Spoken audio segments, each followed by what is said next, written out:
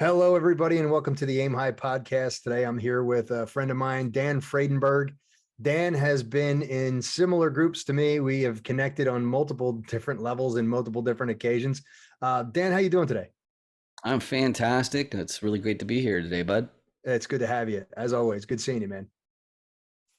Great. Dan, for those of the listeners that don't know you, why don't you just tell me about yourself? All right. I sometimes refer to myself as the most confusing figure in all commercial real estate because the way that I came into this is so unusual and weird. I got a background in CRMs. I worked for web.com back in the early 2010s, and I ended up creating a CRM agency, which is about doing all your mass emailing and all that kind of fun stuff, but it's also accepting orders. So if you're selling a book, or if you're selling tickets to an event, or if you have a course or something like that, it all involves that. But I've been doing that for real estate companies since 2014. Awesome. Great, man. And I know you with the CRMs, how did you wind up getting into that? Okay, so that was my brother was working for the CRM company, and one of the issues though was it wasn't something where it was a good fit for me to jump in. So actually, it was funny. The first time I interviewed for it, I didn't get the job because my brother worked for the company. So it was like the opposite of nepotism. But I got involved into it because I was already computer savvy, but really it was a career change from being a teacher. I'd already lived in Taiwan for 7 years, and the thing I liked about it is it put me in touch with all sorts of online entrepreneurs, and it, just like the allure of Shark Tank, like any of those types of shows, it's exciting to see a business that actually grows legs and figure out what is that secret sauce that eludes so many people. It's like something like 90% of small businesses end up closing within a couple years. It's like something outrageously high like that. So it's like, what is it? Is it that people are out to lunch? Is it like, they have false expectations? What is it? And so when I got to talk to these guys that were making seven figures or more in revenue each year, and I got the idea of saying like, well, hey, what, I've got them on the phone, if we've got a minute, I'll ask. It's like, so what exactly is it that you do? Because in the back of my head, I'm thinking, because you're doing it very successfully, it appears. So how's that work? And of course, it's not as simple as it seems, but it's quite a weird way to get into this business. But that was single family, and that also helped me leapfrog into commercial, which is what makes that particularly weird. Yeah, but you know what? You do it. You're doing it well. We'll get into the 506b.me, which, guys, if you're watching this on YouTube, definitely check out that QR code that's in the upper right hand corner of Dan's screen. But Dan, let's talk about what are you working on right now? So the weird way that I got into what I'm up to is through these different mass marketing, this experience with the CRMs, building the different funnels that real estate investors and syndicators need to build. I ended up getting into more or less of a compliance role, but I also realized that because CRMs are pretty boring, if I was to continue, I'd have to get my marketing really, really on point. And I knew that my real play, because I'd already found out if you have a high salary or high wage, you're paying more in tax than anybody else. And so what hit me is like, well, then how do I pivot? Well, you know what? Let's just continue on because I can just drop all this in and edit it later on. So let's just continue on with what you're working on now and then how you were pivoting. Okay, so what I'm working on right now, it really has to do with the entire direction of my podcast, which is on dandoesdeals.com. They're called Chance Encounters. And one of the things is because I'm Canadian, and so I'm not a citizen. It means that I've got to be even more careful with my compliance Mhm. than the next guy, because I'm really easy to shut down, and this is a very competitive industry. So if I'm going to be working that hard, I got to make sure that it's going to be okay.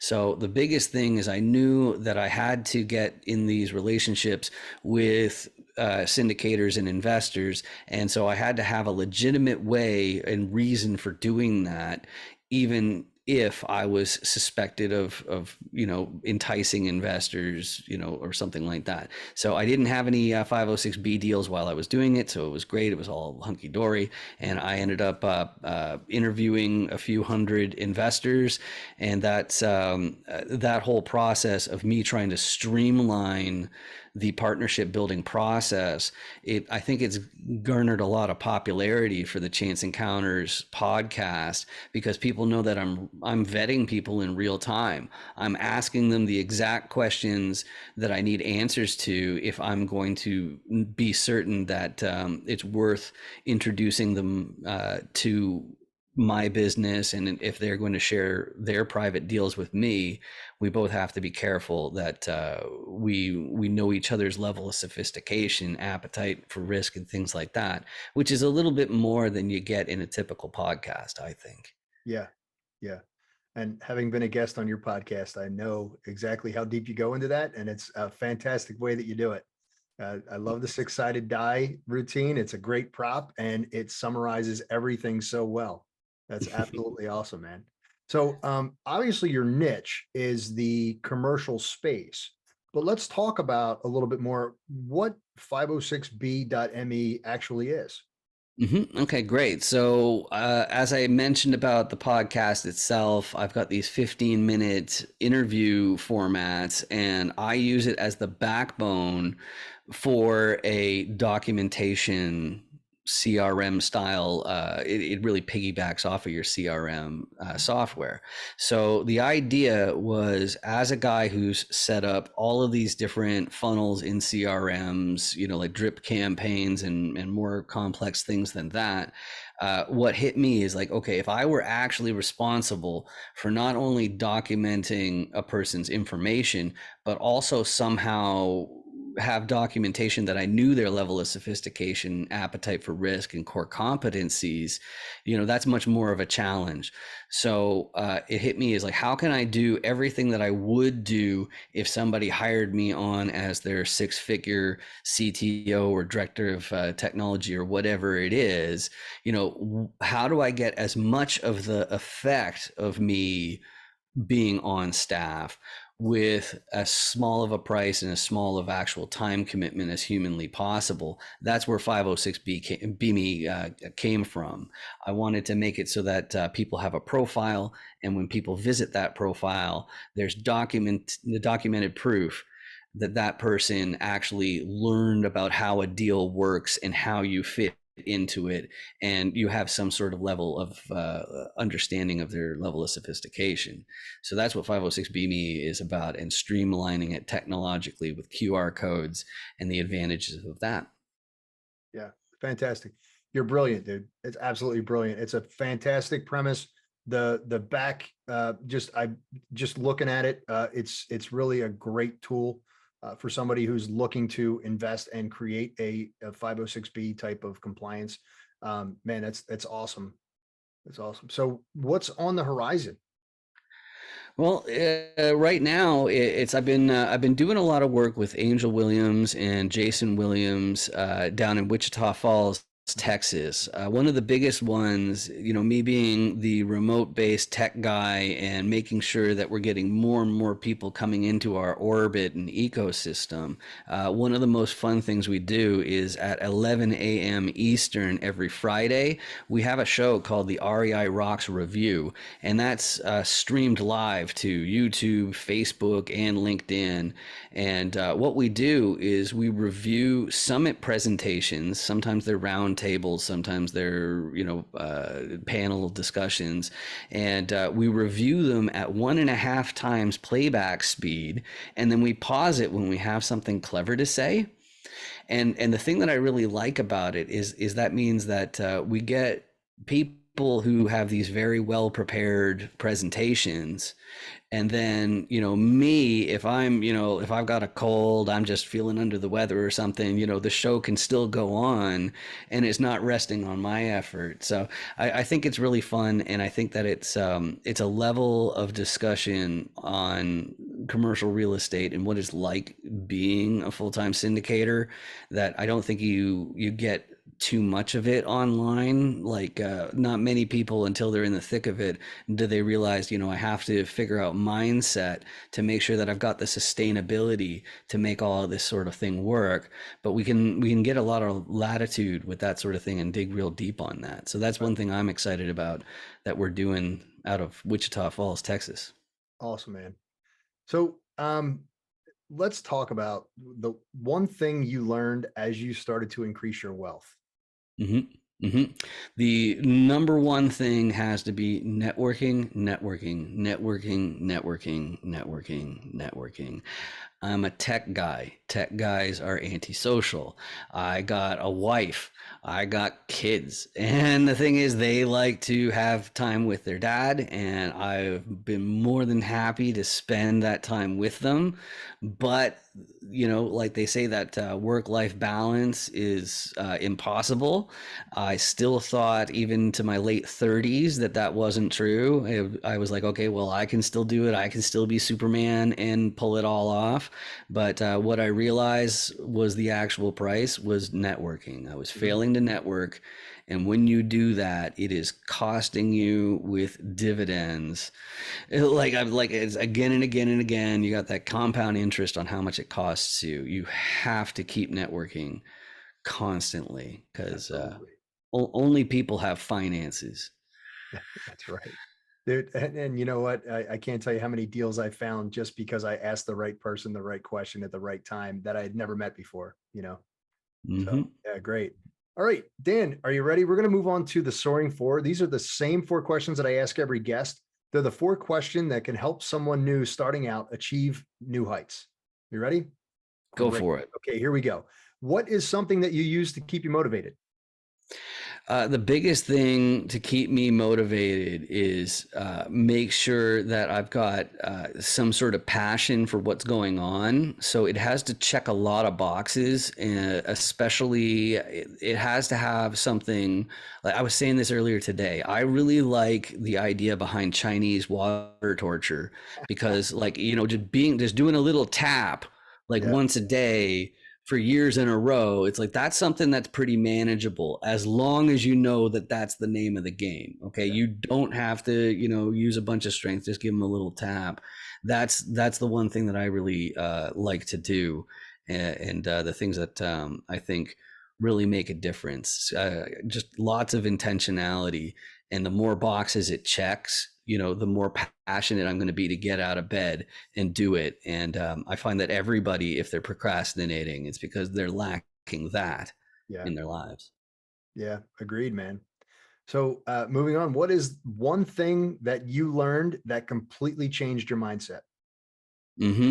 So you could say arbitrage is one of them. It's like there's been so many because I've fixated on whatever I don't know for like most of my life. It's just whenever like when I went to university, I was looking at, okay, so these are the different faculties, these are the types of degrees or the different majors you can have.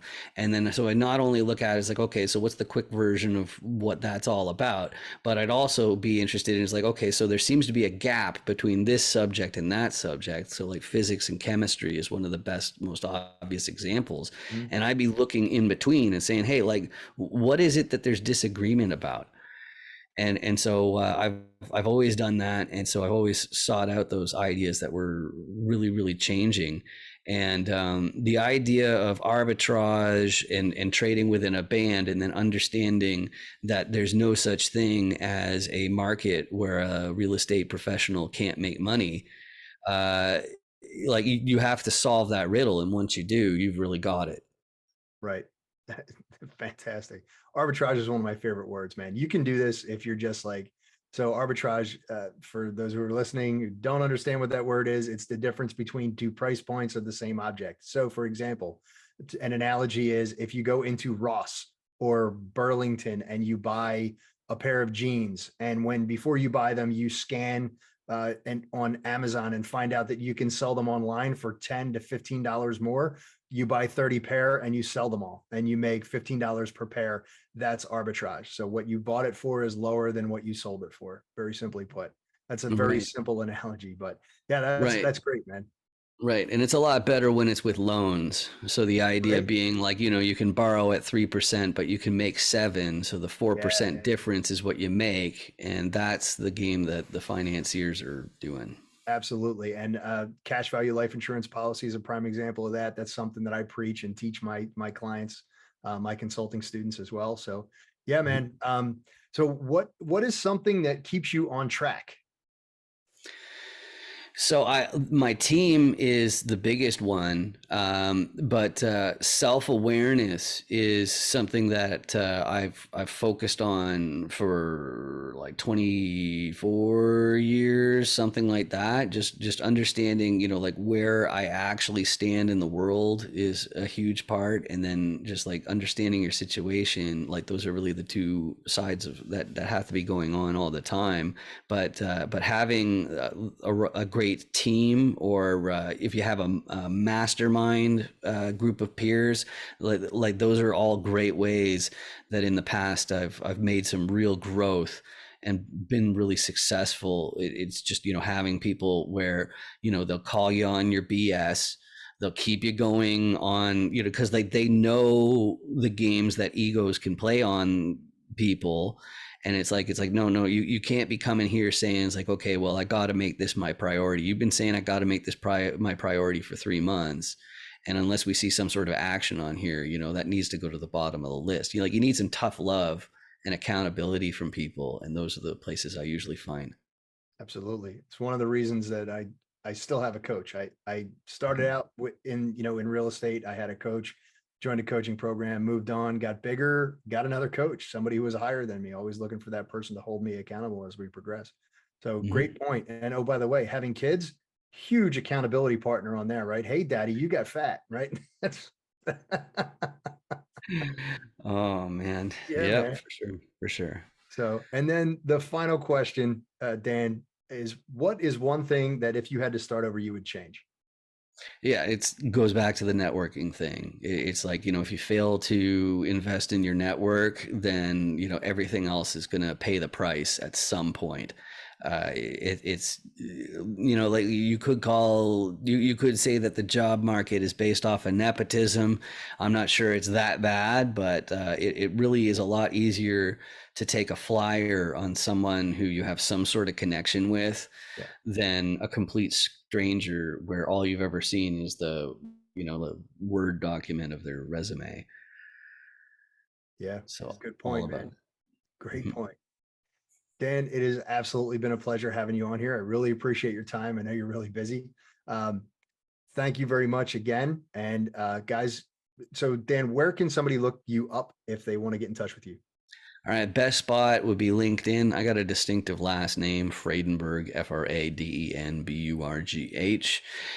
the QR code on my screen, that's for 506 BME's FAQ page. So it's just finding out, it's like, okay, does this make any sense for you? It's really for if you're going to be doing any syndication.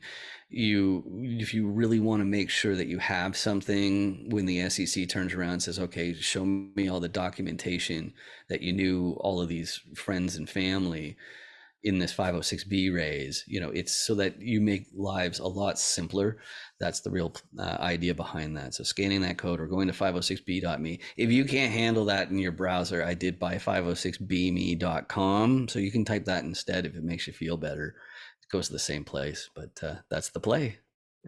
Awesome. Dan, I love your content. I really appreciate you coming on today. Thank you very much once again. Ladies and gentlemen, until we meet again, aim high. Thanks, bud.